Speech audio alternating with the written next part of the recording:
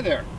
I'm standing at the north end of the West Toronto Railpath, a linear park in the Junction Triangle neighbourhood of Toronto. Let's go explore the path, see its public art, and cover some of its history.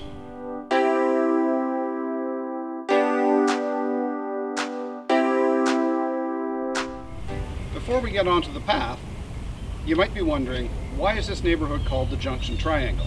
Well, let's go have a look at that. This is CP's North Toronto subdivision, crossing Osler Street half a block north of the start of the railpath. Ever since the 1850s, there has been a junction between rail lines just west of this spot. In fact, this westbound train is turning north at this very junction. And this is the junction that gave its name to the Junction and Junction Triangle neighbourhoods of Toronto. Obviously, rail lines crossing each other at grade can lead to some long delays, especially with trains coming into or out of CP's Lambton and West Toronto yards, which are just west of here. But despite that, this railroad junction remained for over a century and a half.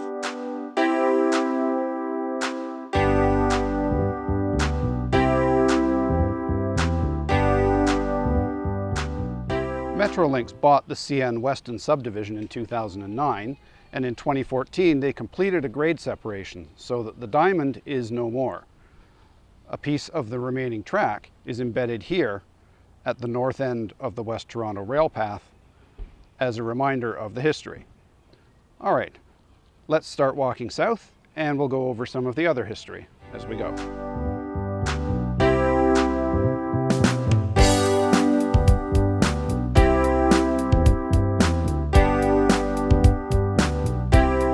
This railpath runs along the former path of a railway line built by the Toronto Grey and Bruce Railway.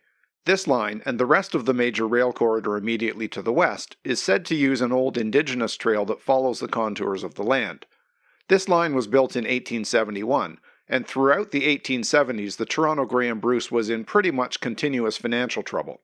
That's a common story with Canadian railways in the mid to late 1800s. Here are just a few examples of railways that had short lives before failing or being bought up. By 1883, the Toronto Grey and Bruce had ended up in the hands of Canadian Pacific, which used this line until abandoning it in 1996. In 1997, the city authorized the purchase of the line. Funding was approved in 2000, and the purchase was finalized in 2003. Meanwhile, local citizens had been organizing to advocate for and help plan a rail trail.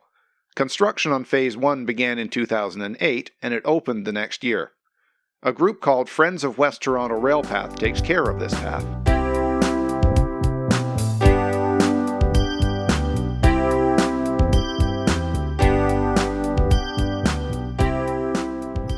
At Osler Street, a local business has chosen to make the back of their building a mural advertising their business.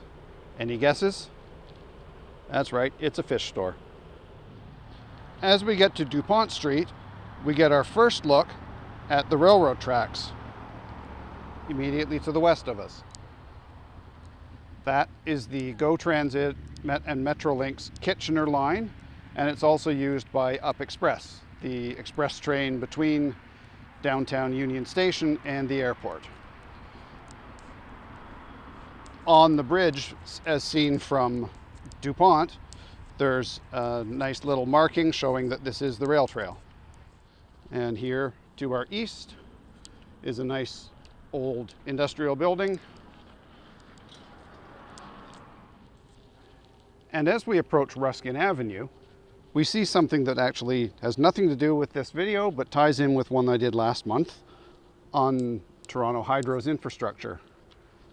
This is the Junction substation, built in 1920. And I'll put a magic link up on this with a link to that video if you're interested in having a look at it. Here's what the front of the building looks like. And now we continue south again. As we approach Wallace Avenue, a pedestrian bridge comes into view, spanning over the railroad corridor. This bridge was built in 1907, and while it's had some work done on it over the years, it's still largely the original bridge. Let's take a little side trip off the path and check it out.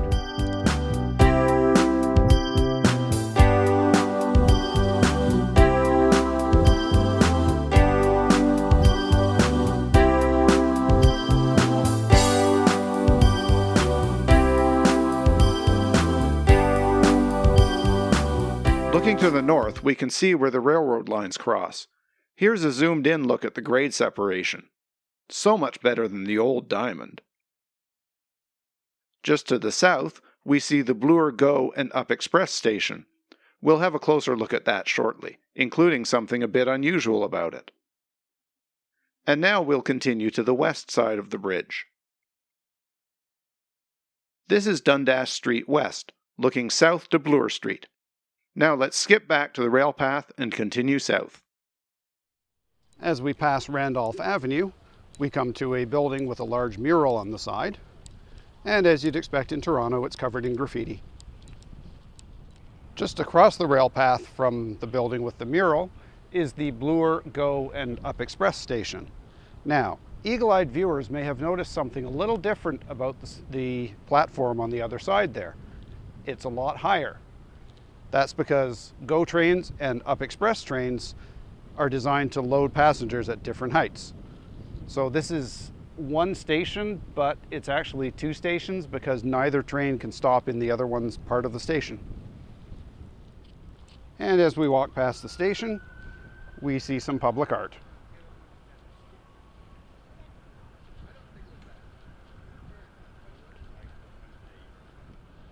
And here at Bloor Street, just like at Dupont, the former railroad overpass has been painted so that vehicles traveling underneath can see that it's the rail path.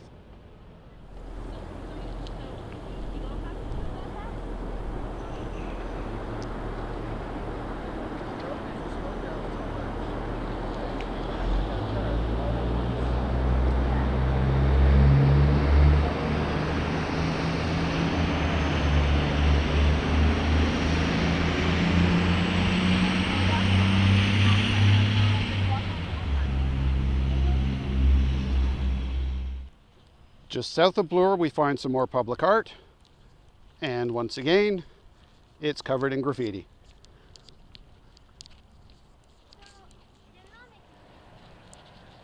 And here, near the south end of the trail, we have another piece of public art, also graffitied, and obviously related to one of the ones we saw earlier. And about a minute's walk farther south is the third part of the series.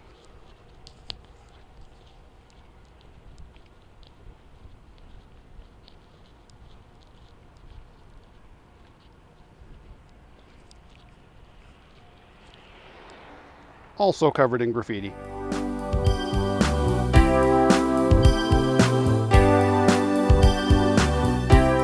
Never paint enough could be the motto of Toronto's graffiti community.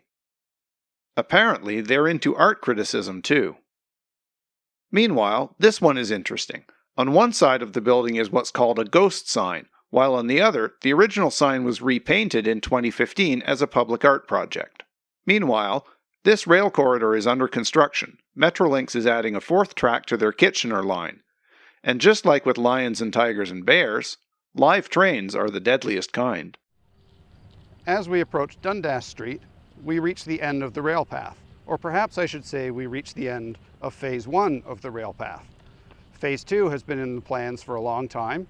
That will extend south from here to Liberty Village, and apparently construction is scheduled to begin next year.